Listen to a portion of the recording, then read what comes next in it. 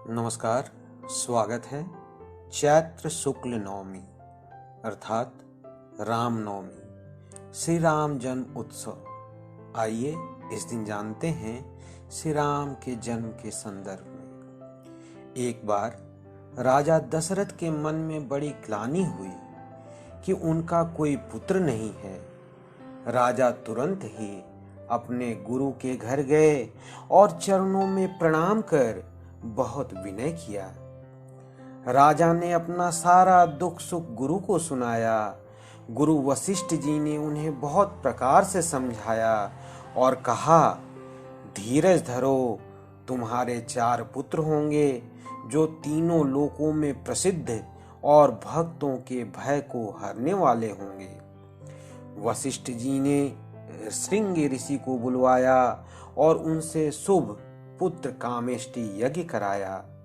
मुनि के भक्ति सहित आहुतियां देने पर अग्निदेव हाथ में चरु लिए प्रकट हुए और दशरथ जी से बोले, वशिष्ठ ने हृदय में जो कुछ विचारा था, तुम्हारा वह सब काम सिद्ध हो गया।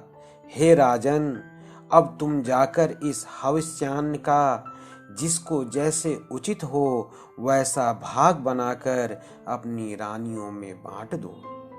तदनंतर अग्निदेव सारी सभा को समझाकर अंतर्धान हो गए।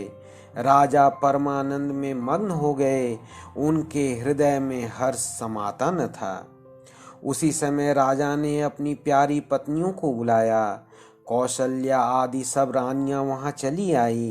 राजा ने पायस का आधा भाग कौशल्या को दिया और शेष आधे के 2 भाग किए। उनमें से 1 भाग राजा ने कैकई को दिया। शेष जो बच रहा उसके फिर 2 भाग हुए और राजा ने उनको कौशल्या और कैकेयी के हाथ पर रखकर अर्थात उनकी अनुमति लेकर और इस प्रकार उनका मन प्रसन्न करके सुमित्रा को दिया। इस प्रकार सब स्त्रियां गर्भवती हुईं। वह हृदय में बहुत हर्षित हुईं। उन्हें बड़ा सुख मिला।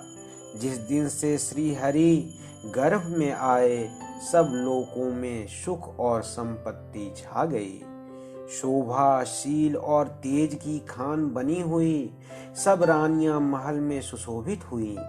इस प्रकार कुछ समय सुखपूर्वक बीता और वह अवसर आ ही गया जिसमें प्रभु को प्रकट होना था।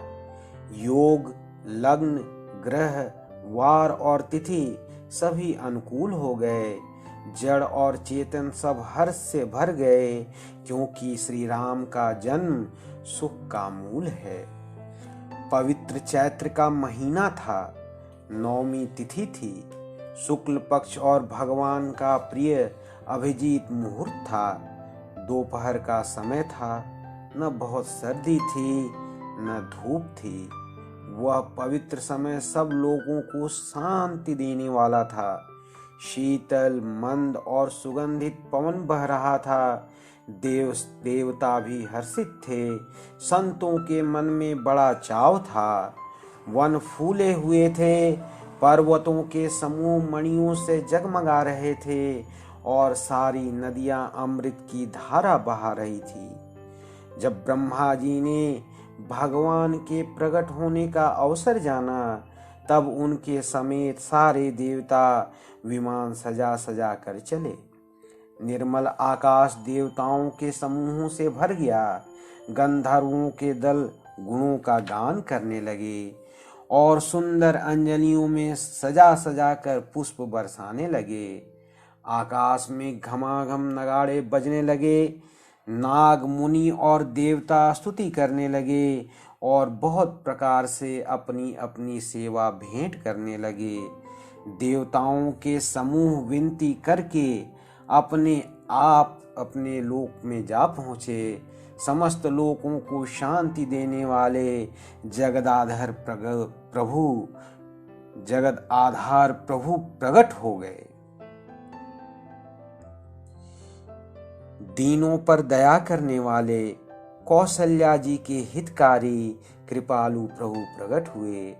मुनियों के मन को हरने वाले उनके अद्भुत रूप का विचार करके माता हर्ष से भर गई।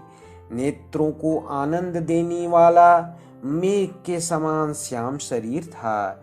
चारों भुजाओं में अपने खास आयुध धारण किए हुए थे। दिव्य आभूषण और वनमाला पहने थे। बड़े बड़े नेत्र थे। इस प्रकार शोभा के समुद्र तथा खर राक्षस को मारने वाले भगवान प्रकट हुए। दोनों हाथों को जोड़कर माता कहने लगी, हे अनंत, मैं किस प्रकार तुम्हारी स्तुति करूं। वेद और पुराण तुमको माया, गुण और ज्ञान से परे और परिमाण रहित बतलाते हैं।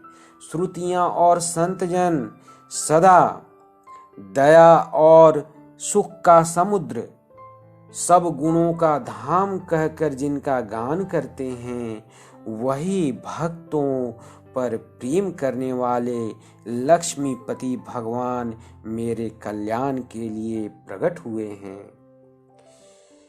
वेद कहते हैं कि तुम्हारे प्रत्येक रोम में माया के रचे हुए अनेकों ब्रह्मांडों के समूह भरे हैं।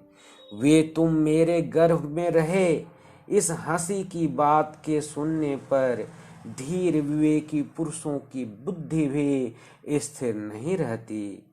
जब माता को ज्ञान उत्पन्न हुआ तब प्रभु मुस्कुराए। वे बहुत प्रकार के चरित्र करना चाहते हैं, अतः उन्होंने पूर्व जन्म की सुंदर कथा कहकर माता को समझाया, जिससे उन्हें पुत्र का वात्सल्य प्रेम प्राप्त हो, भगवान के प्रति पुत्र भाव प्राप्त हो जाए। माता की वह बुद्धि बदल गई। तब वह फिर बोली, हे तात, यह रूप छोड़कर अत्यंत प्रिय बाल लीला करो। मेरे लिए यह सुख परम अनुपम होगा। माता का यह वचन सुनकर देवताओं के स्वामी सुजान भगवान ने बालक रूप होकर रोना शुरू कर दिया। तुलसीदास जी कहते हैं, जो इस चरित्र का गान करते हैं वे श्री हरि का पद पाते हैं और फिर संसार रूपी कूप में नहीं गिरते। सियावर रामचंद्र की जय। जय श्री राम। वीडियो देखने के लिए बहुत बहुत धन्यवाद।